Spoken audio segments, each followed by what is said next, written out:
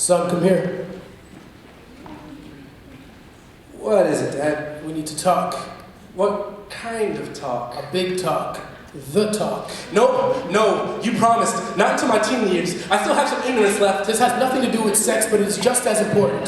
This goes beyond the birds and the bees to us and the police and my need to keep you alive. What do you mean? I don't want to scare you, son. But every time you walk out that door, your life is in danger. So every black boy needs to learn how to protect his neck from those assigned to serve and protect. So never forget step one. You're a young black man and some are afraid of the dark, so watch your mouth. You don't want to spark fires that only they can put out. No sudden movements, no phone calls, no texts. Don't give any reason for their text to be pointed at your head, too. Always make sure you have your ID to them. We all look like suspects, so make sure you can prove your identity. They've already got body bags with our names written on them in pencil, just waiting to be stenciled in 3. Obey at all costs. If they tell you to stand up straight, straighten your shoulders and straighten your posture. Iron out every crease in your muscles. Right. Make sure your voice isn't cracked. Breaking composure will cause them to shatter your bones like fine china under a jackhammer. Speak slowly and with respect. Always say sir or officer. Speak slow.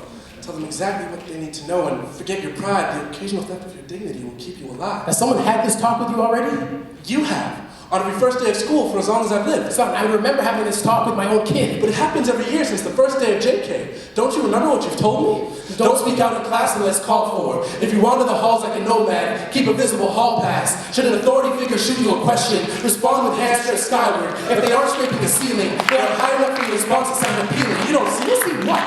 That you raised me to be a soldier in a war I didn't know I was fighting. Taught me to tap out before being submitted. Before I even stepped in the ring. To call for surrender like a civilian when I'm innocent like a child.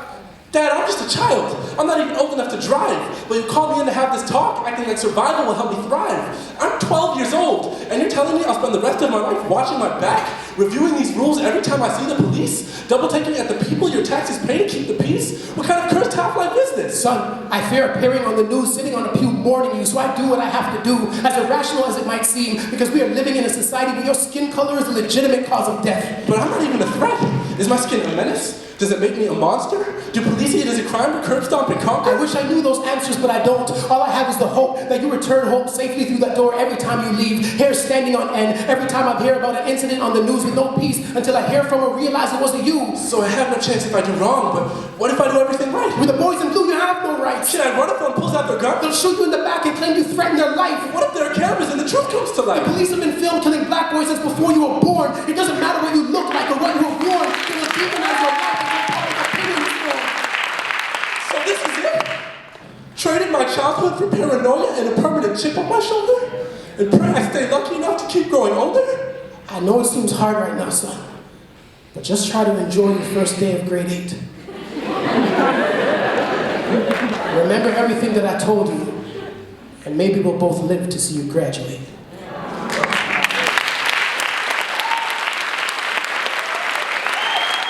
Ladies and gentlemen, give it up one more time for Scribe.